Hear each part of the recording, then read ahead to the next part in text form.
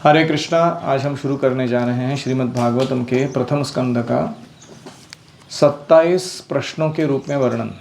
कौन से 27 प्रश्न पहले स्कंद में पूछे गए थे और उनके जवाब कहाँ पर और क्या दिए गए हैं, ये बहुत संक्षेप में हम देखेंगे। कभी कभी श्रीमद् भागवतम अध्ययन करते समय वो इतना विस्तारित है ग्रंथ कि हमारा सारा लिंक छूट जाता है। कौन कैरेक्टर किसके साथ, किस टाइप का कॉन्वर्सेशन, प्रश्न क्या है, उत्तर क्या है, क्या चल रहा है इनका एग्जैक्टली कुछ समझ में नहीं आता। तो इसलिए हम पहले ओवरव्यू देखेंगे और बाद में हम एक एक करके हर अध्याय का सरल वर्णन सुनाएंगे। तो पहले मुझे बताइए, आपको श्रीमद् भागवतम के बारे में क्या क्या मालूम है? Tell me what do you know about Shrimad Bhagavatam. जो वेद है सारे एक पेड़ से उनका कल्पवृक्ष से तुलना किया गया है और भागवत का एक मैंगो से तुलना हाँ, वेदों की तुलना कल्पवृक्ष से की गई है और उस कल्पवृक्ष का एक परिपक्व आम्रफल, पूरा पका हुआ आम का फल, वो क्या है? श्रीमद् भागवत है। तो आपको जब भूख लगती है आप पूरा पेड़ उठा के घर लेके आते हो? आप क्या लेके आते हो? सिर्फ आम लेके आते हो, क्योंकि वो सार है उस पेड़ का, है कि नहीं? ऐसे श्रीमद् भागवत सारे वेदों का सार है। सर्व वेदांत सारम ही श्री भागवतमिष्यते तद्रसामृत तृप्तस्य न अन्यत्र स्याद्रतिः क्वचित्। सारे वेदांत का सार है श्रीमद् भागवत, और इसके रस से जो तृप्त हो गया है उसको दूसरे किसी काम में रस नहीं आता, सिर्फ भागवत का रसास्वादन करने में लग जाता है। इतना फर्स्ट क्लास ग्रंथ है ये। भागवतम स्वयं कृष्ण है। कृष्णे स्वधामोपगते धर्मज्ञानादिभिः सह कलो नष्टदृशामेशः पुराण अर्क अधुना उदितः श्री कृष्ण परिवर्तितः। कौन है श्रीमद् भागवतम? स्वयं कृष्ण है, जो एक ग्रंथ के रूप में आए हैं हमारे बीच में पुनः अपना संग देने के लिए, धर्म और ज्ञान की कलयुग में रक्षा करने के लिए भगवान ने ये साहित्य अवतार लिया है। बहुत महत्वपूर्ण है ना फिर पढ़ना? ठीक है। और क्या मालूम है आपको श्रीमद् भागवतम के बारे में? श्रेष्ठ पुराण, सारे पुराणों में श्रेष्ठ पुराण है और व्यासदेव की सबसे बेस्ट कृति है। व्यासदेव ने बहुत कुछ लिखा ना, संकलित किया वेदों का ज्ञान, 4 वेद, 108 उपनिषद, फिर वेदांत सूत्र, 18 पुराण, इतिहास में रामायण महाभारत, ये सब किसने लिखित स्वरूप में लाया? व्यासदेव। और ये व्यासदेव ने क्या किया? ये सब करने के बाद उनका मन नहीं भरा, तो जाके अपने गुरु से पूछा क्या गड़बड़ हो गई मेरे से? तो उनको बोला गया कि तुमको भगवान का सीधा, विस्तृत और शुद्ध गुणगान करना चाहिए, भक्ति का गुणगान करना चाहिए। तो उसको करने के लिए उन्होंने भागवत की रचना की। एखादा कोई ऑथर होता है, उसका जो टॉप मोस्ट प्रेजेंटेशन होता है, जैसे चेरी ऑन द केक बोलते हैं उसको, वो उसके लाइफ टाइम का सबसे मेन कंट्रीब्यूशन माना जाता है कि नहीं? जनरली आप देखोगे कोई क्रिकेटर है या कोई हीरो हीरोइन है, वो अपना लास्ट मूवी होता है ना, वो बेस्ट मूवी देख के फिर चले जाते हैं, वो पब्लिक में नहीं आते वापस मैच खेलने के लिए वगैरह, है कि नहीं? ऐसे ही श्रीमद् व्यासदेव ने क्या किया, सारा लिटरेरी कंट्रीब्यूशन जो भी किया उसके एंड का एकदम क्रीम का क्रीम उन्होंने श्रीमद् भागवतम दिया। That was the best part of Vyasadeva. तो इसलिए हम सारा वैदिक अध्ययन कर नहीं कर सकते, नो प्रॉब्लम। अगर श्रीमद् भागवत अध्ययन करेंगे तो सब वेदों का सार प्राप्त हो जाएगा। और कोई? भागवतम जो है पंचम पुरुषार्थ देता है हमको। हाँ, पहले 4 पुरुषार्थ क्या है? धर्म, अर्थ, काम, मोक्ष। करेक्ट। धर्म, अर्थ, काम, मोक्ष, ये पहले 4 पुरुषार्थ हैं। पुरुषार्थ मतलब पुरुषों के द्वारा वर्थ एंडेवरिंग फॉर, इसमें कोई अर्थ है वास्तविक। धर्म यानी हमारे विहित कर्तव्य, गृहस्थाश्रम, वानप्रस्थाश्रम, ब्रह्मचर्याश्रम, या फिर ब्राह्मण धर्म, जो भी हमारे शरीर को, समाज को चलाने के लिए धर्म पालन करना है, वो है धर्म। फिर अर्थ मतलब इकोनॉमिक डेवलपमेंट, है कि नहीं? कोई भी कार्य संपन्न करना है दुनिया में, संसाधन जरूरी है कि नहीं है? अर्थ। फिर वो अर्थ से ही क्या होगा? इच्छा पूरी की जा सकेंगी, उसको कहते हैं काम। और ये इच्छा अगर हम नियमित रूप से वेदों के आदेशानुसार पूरी करेंगे तो हमें वैराग्य आ जाएगा भौतिक भोग से, भगवान के प्रति आकृष्ट हो जाएंगे, मोक्ष के लिए, संसार के बंधन से छूटने के लिए प्रयास करेंगे। तो धर्म, अर्थ, काम, मोक्ष, ये क्या है? 4 पुरुषार्थ हैं। और एक पंचम पुरुषार्थ है, वो क्या है? प्रेम, भगवत प्रेम। ये भगवत प्रेम ऐसा पुरुषार्थ है कि 100 सुनार की 1 लोहार की। प्रभुपाद कहते हैं अगर तुम्हारे पास 2 रुपये हैं, 5 रुपये हैं, 10 रुपये हैं, 100 रुपये हैं, किसी के पास 10 करोड़ रुपये, तो उसमें वो सारे है कि नहीं? इंक्लूडेड है कि नहीं? वो ऐसे ही पंचम पुरुषार्थ है भगवत प्रेम, उसमें ये सारे धर्म, अर्थ, काम, मोक्ष के बेनिफिट्स अंतर्निहित हैं। तो इसलिए ये पंचम पुरुषार्थ भागवत प्रदान करता है, जो अन्य कोई वैदिक साहित्य इतना परिपूर्ण रूप से प्रदान नहीं करता। ठीक है, और कोई?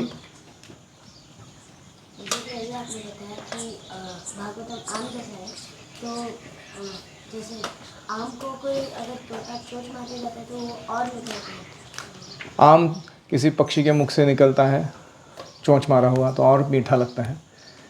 ऐसे ही शुकदेव गोस्वामी नामक एक विशुद्ध भक्त के मुख से जो पहला परिपक्व आम्रफल है भागवत का, वो चखा जाने के कारण वो और भी मधुर हो गया है। इसलिए हमको इसको कानों से पीना चाहिए। पिबत भागवतम रसमालयम, है कि नहीं? सारे रसों का भंडार है भागवत। ठीक है, और कुछ? बाकी जितने पुराण ग्रंथ है वो डायरेक्टली कृष्ण को डिस्क्राइब नहीं करते हैं भक्ति को, कृष्ण को, राधा रानी को, भक्ति को, गोलोक धाम को इतना डायरेक्टली कोई वर्णन नहीं करता किसी भी वेदों में। इसको छुपाया जाता है ज़्यादातर वेदों के द्वारा। वो काम भागवत करता है, सीधा सीधा सामने लाके बोल देता है, ये है इसेंस। ठीक है, तो अभी हम क्या करने वाले हैं? बहुत कुछ अच्छा मालूम है आपको, very nice, you are very well read, well heard. आपकी उम्र के हिसाब से बहुत सही चल रहा है एकदम गाड़ी। तो अभी हम देखने जा रहे हैं कि भागवत के कितने स्कंद हैं? 12 स्कंद हैं। प्रभुपाद जी ने कितने वॉल्यूम्स में इसको पब्लिश किया है? 18 वॉल्यूम, मतलब एक पुस्तक। एक पुस्तक को एक वॉल्यूम कहते हैं। ऐसे 18 पुस्तक है, लेकिन उसमें खंड कितने हैं? 12 ही खंड है। मतलब एक खंड के कभी कभी 1 या कभी 2 या कभी 4 ऐसे वॉल्यूम्स हैं। तो ये 18 खंड या 18 वॉल्यूम्स या 12 स्कंधों का जो भागवत है, उसके स्ट्रक्चर को अगर समझना है, इसकी संरचना कैसी है वो, तो हमें क्या करना होगा? खास करके ये जो पहले कैंटो का अध्ययन है वो गंभीरता से करना होगा, क्योंकि वो एंट्रेंस है भागवत में, मेन डोर है एंट्री का। वो फर्स्ट कैंटो में भी फर्स्ट चैप्टर बहुत महत्वपूर्ण है, क्योंकि वो और भी सारा सेटिंग कर देता है भागवतम के प्रवेश के लिए। वो फर्स्ट चैप्टर का पहले 3 श्लोक बहुत महत्वपूर्ण है, क्योंकि वो क्या करते हैं? जो वस्तु निर्देश किसके बारे में है भागवतम, फिर आशीर्वचन पढ़ने से क्या मिलेगा, और फिर कॉल फॉर एक्शन या प्रेयर या बेनेडिक्शन, ऐसे चीज़ों को अर्पण करता है पहले 3 श्लोकों में ही। तो इसलिए आज हम उन श्लोकों में नहीं जाने वाले, हम शुरू इतना ही करने वाले हैं कि ये पूरा चैप्टर में जो अलग अलग भागवत के 19 अध्याय हैं पहले स्कंध के, उन पूरे 19 अध्यायों में कौन से प्रश्न पूछे गए हैं और उन प्रश्नों का जवाब सार रूप में क्या है और वो कहाँ दिया है भागवत में, उसको हम देखेंगे। So I'll read and explain. This is an overview of pastimes and philosophy rather than going into details. Most chapters of Bhagavatam contain at least one important question. Bhagavat में 334 अध्याय हैं, उसमें हर चैप्टर में एक मेन प्रश्न सॉल्व किया गया है, कोई तो पूछने वाला है वो, और फिर उसके जवाब के रूप में वो प्रश्न उत्तर चल रहा है। The sages of Naimisharanya, headed by Shaunak Rishi, are extremely significant questions to Suta Goswami. तो शुरुआत कहाँ से होती है? नैमिषारण्य के ऋषि, जिनके हेड कौन है? शौनक ऋषि। ये बहुत ही महत्वपूर्ण प्रश्न पूछते हैं। किसको पूछते हैं? सुत गोस्वामी को पूछते हैं। और सुत गोस्वामी जवाब में क्या बताते हैं कि ये आपके जो प्रश्न हैं ये पहले भी किसी ने पूछे थे और उसका जवाब किसी ने दिया था। किसने पूछे थे पहले? परीक्षित महाराज ने। जवाब किसने दिया था? शुकदेव गोस्वामी ने। तो वो अपने कॉन्वर्सेशन में उनके कॉन्वर्सेशन को सुनाने लगते हैं। समझ रहे हैं आपको अभी? फिर उसके बाद in the course of the replies of the two Goswamis we meet Mahajanas. ये सुत गोस्वामी हो या शुकदेव गोस्वामी हो, इनका जो उत्तर है इसमें हम किसको मिलते हैं? 12 महाजनों को मिलते हैं। ये 12 महाजन कौन है? ये भक्ति के सब सर्वे सर्वा है, अधिकारी व्यक्ति है। इनके जैसे भक्ति का मिसाल किसी और ने सेट नहीं किया। इनको चैंपियंस ऑफ भक्ति माना जाता है। कौन है 12 लोग? प्रहलादो जनको भीष्मो, स्वयंभू नारदः शंभुः कुमारः कपिलो मनुः, प्रहलाद जनको भीष्मः बलिः वैयासकी एंड वयम। वैयासकी कौन है? शुकदेव गोस्वामी। वयम कौन है? यमराज है, खुद बोल रहे हैं श्लोक। ये 12 लोग हैं, ये धर्म के अधिकारी व्यक्ति हैं, इनको महाजन कहा गया। तो इनकी कथाएं आती हैं भागवत में प्रश्न उत्तर के रूप में। इनके भी लीला का आस्वादन करने मिलता है। In fact, chapter 2 of Canto 1 onward, through the last verse of Canto 12, is one great answer to 6 questions asked in the first chapter of Canto 1. मतलब पहले अध्याय में एक प्रश्न पूछा गया है और उस प्रश्न के जवाब में भागवत के पहले स्कंद के दूसरे अध्याय से 12वें स्कंद के लास्ट अध्याय तक जवाब चल रहा है। वो एक विशिष्ट प्रश्न का। तो ये जो हम स्टडी गाइड देखने जा रहे हैं ये स्पेशल अटेंशन देगा ऐसे क्वेश्चन आंसर्स के ऊपर।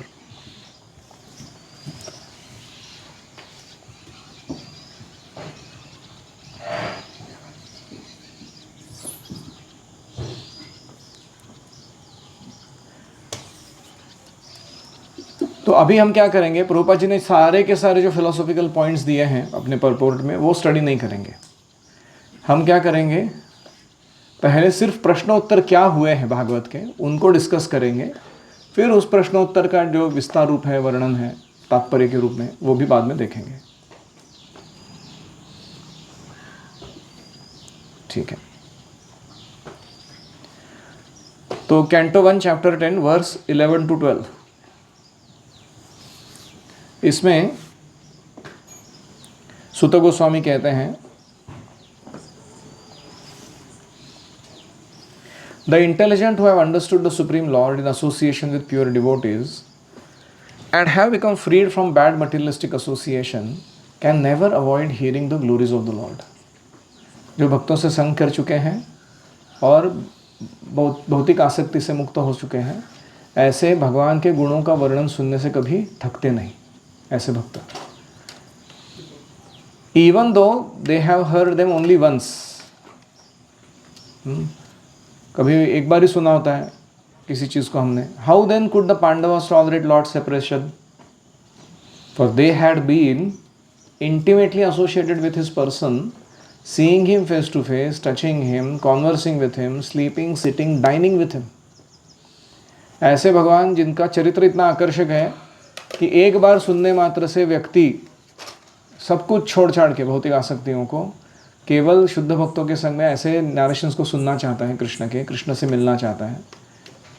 तो उन पांडवों का क्या कहे जो भगवान के साथ उठे बैठे थे,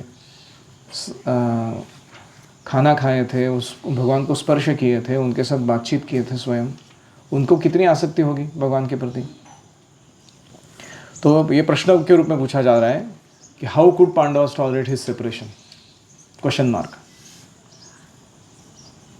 लेकिन अभी इस क्वेश्चन का पॉइंट क्या है? क्या ये उत्तर देने वाला प्रश्न है? नहीं, ये एक रेटोरिक क्वेश्चन है। रेटोरिक मतलब समझते हो, जिसका उत्तर देना नहीं होता है, वो क्वेश्चन में ही उसका उत्तर होता है कि नहीं? अभी मैंने क्या पूछा? रेटोरिक क्वेश्चन पूछा है कि नहीं? उसका जवाब क्या? हाँ, उस प्रश्न में उसका जवाब होता है ऑलरेडी।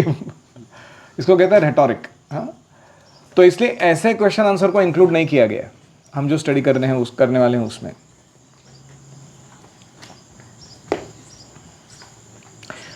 और एक दूसरा उदाहरण है भागवत का। After letting the stubborn cow go free, the cowherd girl ran over the wide grassy pasturing ground back to the farm house, for in that rain storm what else could she do? तो कोई ग्वालन थी, वो गैयों को छोड़ दिया उसने, उसकी गाय सुन नहीं रही थी उसकी बात, और बहुत ज़्यादा बारिश आ गई थी, तो उसने उसको छोड़ दिया पेस्चरिंग ग्राउंड में और दौड़ के चली गई अपने फार्म हाउस में। और क्या कर सकती थी वो गाय के पीछे बैठी रहती थी। तो ऐसे कभी प्रश्न पूछा जाता है तो उसको उत्तर देने की ज़रूरत नहीं होती है, क्योंकि ये प्रश्न किसी एक व्यक्ति ने किसी दूसरे व्यक्ति से पूछा नहीं है। ये नरेशन का एक तरीका है।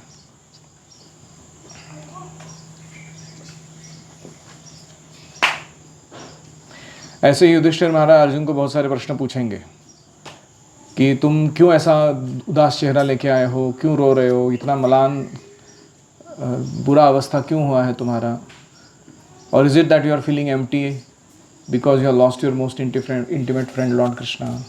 बहुत सारे प्रश्न पूछने के बाद वो लास्ट में एक प्रश्न पूछता है, क्या कृष्ण धरातल छोड़ के चले गए हैं इसलिए तुम दुखी हो? सो इसके उत्तर में अर्जुन क्या करते हैं, कृष्ण और यदु डायनेस्टी कैसे पृथ्वी से तिरोधान हो गया, उनका डिसअपियर हो गए, उसका वर्णन सुनाते हैं। तो इसके पहले जो बहुत सारे प्रश्न पूछे थे युधिष्ठिर महाराज ने, उनका कोई मतलब नहीं रह जाता, केवल उस प्रश्न का ही जवाब इस स्टडी के गाइड में हम देखेंगे कि कृष्ण चले गए हैं क्या हुआ है, तुम इतने दुखी क्यों हो?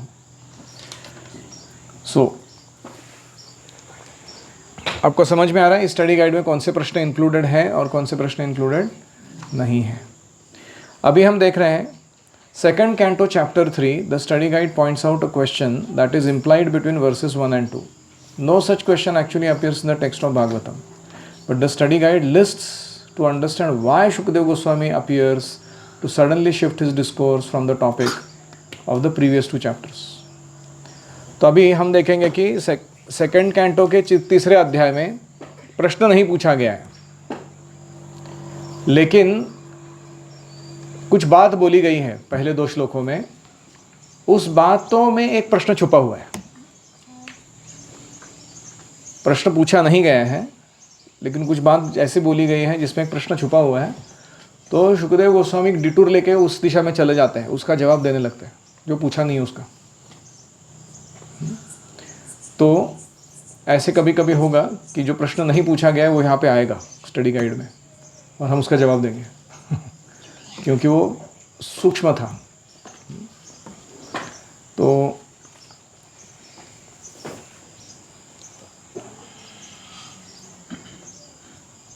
ठीक है, तो अभी आप यहाँ से लिखना शुरू कर सकते हो।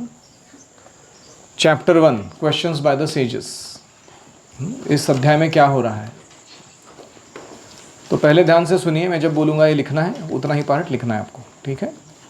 पहले लिखिए first canto Shrimad Bhagavatam 6 questions, foundational 6 questions, उतना ही लिखिए।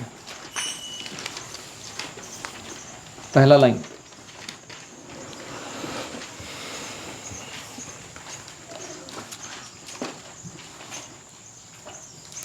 तो अभी हम क्या करेंगे, एक एक अध्याय का बहुत संक्षेप में वर्णन सुनाएंगे कि इस अध्याय में हो क्या रहा है। बाद में कभी हम वर्स बाय वर्स जाएंगे उसको देखने के लिए।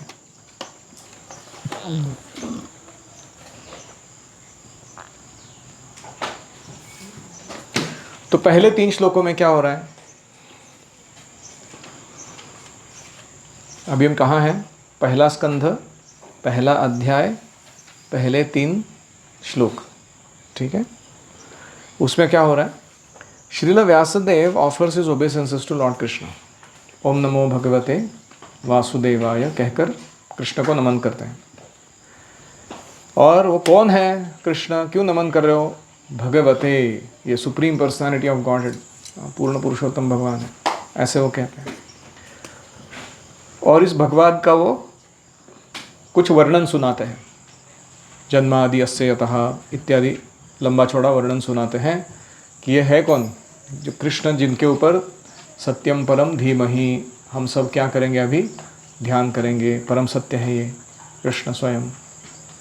तो ये मेडिटेशन का पर्पस या गोल वो सेट कर रहे हैं।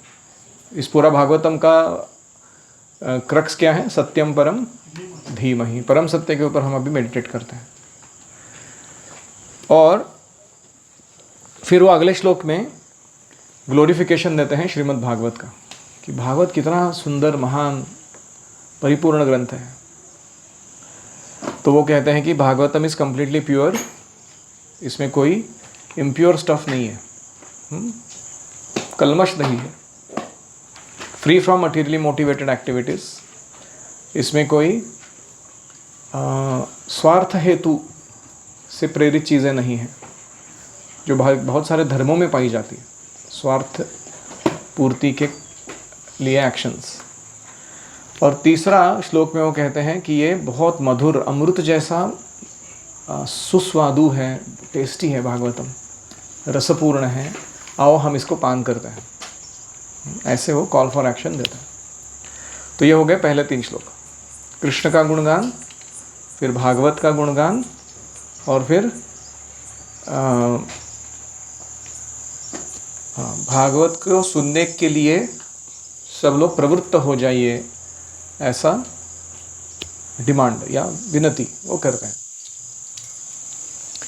तो अभी ये 3 श्लोकों के बाद फ्लैशबैक में चला जाता है Bhagavatam. The narration begins in the holy place of Naimisharanya. तो अब ये सब व्यासदेव का पहले 3 श्लोक होने के बाद कहाँ चले जाएंगे, कैमरा लेके नैमिषारण्य में चले जाएंगे। ग्रेट सेजेस आर ग्लोरीफाइंग सुत गोस्वामी। वहाँ एक बड़ी असेंबली बैठी हुई है, 80,000 ऋषिगण बैठे हुए हैं, उनके बीच में एक आसन पे सुत गोस्वामी को बिठाया जा चुका है। और उनको बिठाने के बाद, क्योंकि अभी वो भागवत बोलना शुरू ही करने वाले हैं, इसलिए सारे जो ऋषि मुनि हैं वो उनका गुणगान कर रहे हैं। और उनके गुणगान के पश्चात वो क्या करते हैं, उनसे प्रश्न करते हैं, जिज्ञासा करते हैं।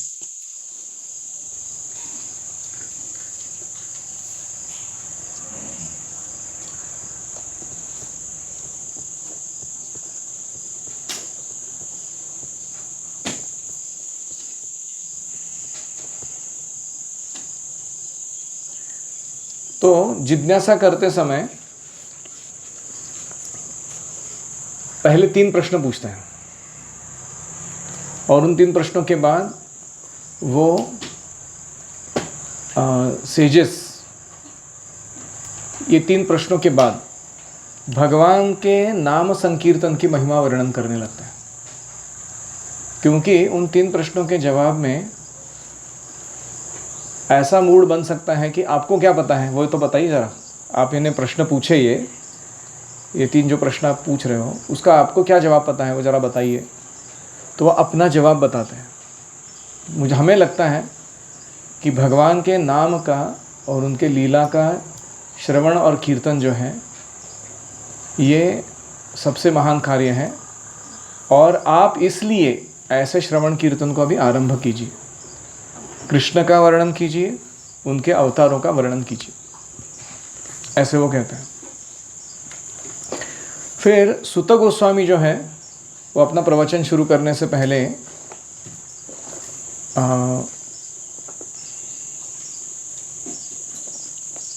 कहते हैं कि कैसे कलयुग का स्वरूप है। कलयुग के जो दुर्गुण हैं उनको बहुत संक्षेप में वर्णन करते हैं। प्रायेण अल्पायुषसभ्यः कलावस्मिन् युगे जना मंदाः सुमंदाः मतयः अंधः ज्ञान उपद्रुताः। ये ऐसे हमारे कैरेक्टरिस्टिक्स है। तो वो वर्णन करने के बाद वो प्रश्न करते हैं, ऐसे घोर कलयुग के आगमन के जस्ट पहले जो भगवान श्री कृष्ण हैं परम सत्य, जो सारे सिद्धियों के स्वामी हैं, वो इस धरातल को छोड़कर भगवत धाम चले गए। अभी इस अवस्था में कलयुग में धर्म की रक्षा करने के लिए कौन बचा है पीछे? ये कैसे संभव होगा कि कृष्ण भी स्वयं चले गए हैं, उनके पार्षद भी चले गए हैं और घोर कलयुग आ टपका है? तो पूरे मानव समाज का क्या होगा? उसको बचाएगा कौन? तो ऐसा वो प्रश्न पूछते हैं। So along with these 6 questions, first canto chapter 1 presents 5 conditions essential for proper understanding of Bhagavatam. तो 6 प्रश्न क्या थे? पहला प्रश्न था What is the ultimate good for mankind? हर एक व्यक्ति के लिए श्रेय क्या है? दूसरा प्रश्न क्या था? सारे वेदों का सार क्या है? इतने सारे मार्ग बताए गए हैं वेदों में, इतनी सारी फिलॉसफीज़ हैं, उसका कंक्लूजन इसेंस क्या है वो बताइए, उतना ही बताइए। तीसरा,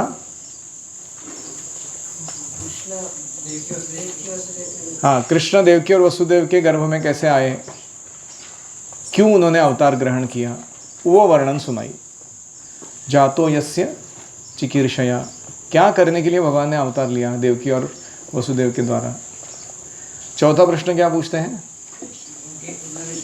अवतार कथा, भगवान के अवतारों की कथाएं सुनाइए। फिर अवतारों की कथा में एक स्पेशल कथा है, कौन है वो? कृष्ण बलराम की बाल लीलाएं वो बहुत ही स्पेशल है। जितने भी अवतार हैं वो ये सब नहीं करते दिखाई पड़ते हैं जो कृष्ण बलराम करते हैं। वो कहते हैं कृष्ण बलराम की जो विशेष लीलाएं हैं ना, वो जरूर सुनाइए अवतार कथा में। वो भी एक स्पेशल टाइप का लीला है, वो उसका कथा सुनना है आपको। फिर पांचवा हो गया, छठा क्या है? नेक्स्ट,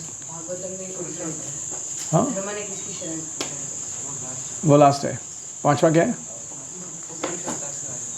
हाँ, पुरुषावतारों का वर्णन कीजिए कि भगवान कैसे सृष्टि की रचना, उसका भरण पोषण और फिर उसका नाश करते हैं, पुरुषावतारों का वर्णन। और फिर फाइनल प्रश्न में पूछते हैं कि धर्म किसकी शरण में गया है, धर्मः कम शरणम गताः। ये कलयुग जो आ टपका है, कृष्ण जो जा चुके हैं, इसके बीच में धर्म को रक्षा करने के लिए कौन बचा है पीछे। तो ये 6 प्रश्न थे। वापस जोर से बोलिए। श्रेय, सार, अवतार कथा, जातो यस्य चिकीर्षया, अवतार कथा,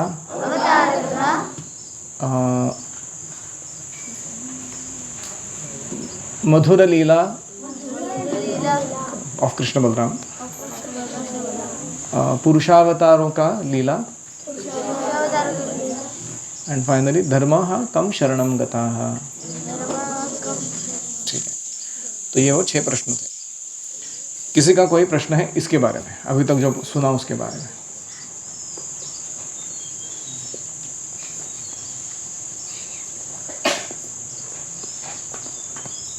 सबको समझ में आ रहा है यहाँ तक भागवतम? तो आपसे अपेक्षा की जा रही है कि हर साल एक कैंटो पूरा होना चाहिए यहाँ जब रह रहे हो तो पढ़ के। 1 कैंटो 1 in 1 year, इस स्पीड पे जाना है। तो 8 साल रह रहे हो तो 8 कैंटोस पूरे हो जाने चाहिए, 12 साल रह रहे हो तो 12 कैंटोस पूरे हो जाने चाहिए। ओके, बढ़ गया। यस, ये जो सारे बैठे हैं, ये सारे सवाल पूछ रहे हैं और जवाब देने वाला व्यक्ति भी वो काफ़ी टैलेंटेड, नॉलेजेबल, एक्सपर्ट है, चाहे प्रत्यक्ष या अप्रत्यक्ष कृष्ण के दर्शन भी किए होंगे या फिर मतलब किसी तरह से अनुभव किया होगा, दर्शन में तो अनुभव किया है। तो ये सारी चीज़ें इतिहास में हमें इंक्लूड करनी चाहिए। हाँ, ये जो कॉन्वर्सेशन हुआ है भागवत का, ये सबसे महत्वपूर्ण इवेंट है हमारे हिस्ट्री का, लेकिन इसका वर्णन हमारे टेक्स्ट बुक में किधर मिलता नहीं। हम इतना सारा सुनते हैं ना इधर उधर का, क्योंकि हमारे टेक्स्ट बुक का रेंज है ना वो 2500 ईयर्स के पीछे जाता नहीं, उनको वो मॉडर्न हिस्ट्री ही बताते हैं, और वो भी थोड़ा ऐसा विकृत करके या एक्यूरेटली नहीं बताते हैं। तो ये अगले जब आपके जैसे कोई लोग NCERT या ऐसे CBSE के डायरेक्टर्स वगैरह बनेंगे तो फिर ये सब होगा कभी काम। अभी के लिए कम से कम हमें पता रहना चाहिए कि ऐसा है। This was one of the most important events in the history of Mankind, Naimisharanya में जो हुआ था वो, लेकिन इसका वर्णन किधर भी इतिहास में सुनाई नहीं दे रहा। और इस तरह के क्वेश्चन मैनकाइंड के लिए क्या बढ़िया होगा, कैसे हम बचा पाएंगे सारी सृष्टि को, ये इतने बड़े बड़े वर्ल्ड फोरम्स है, वर्ल्ड हेल्थ करेक्ट। हुआ या यूनो हुआ या कहीं पे भी, इसलिए प्रभुपाद जी कहते थे भागवतम इतना विस्तार से वितरित करो, हर एक घर घर में भागवतम पहुंचा दो। जब लोग पढ़ने लगेंगे इस भागवत को, अपने आप उनका जनमानस का जो चेतना है वो बदलने लगेगा, तो सॉल्यूशंस अपने आप उनको आने लगेंगे। चाहे वो व्यक्ति UN का इंचार्ज बन के बैठा हो या अपने खुद के घर को संभालने वाला व्यक्ति हो, their whole consciousness will transform. तो हमारा अभी का कर्तव्य क्या है? हम इतना बड़ा स्केल पे चेंज कब लाएंगे वो लाएंगे, लेकिन अभी के लिए हमको घर घर भागवतम पहुंचाना है। ठीक, बहुत बहुत धन्यवाद। ओम हरे कृष्णा कृष्णा कृष्णा हरे हरे, हरे राम राम राम हरे हरे, हरे ओम तत्सत्। श्रील प्रभुपाद की जय, श्रीमद् भागवतम की जय।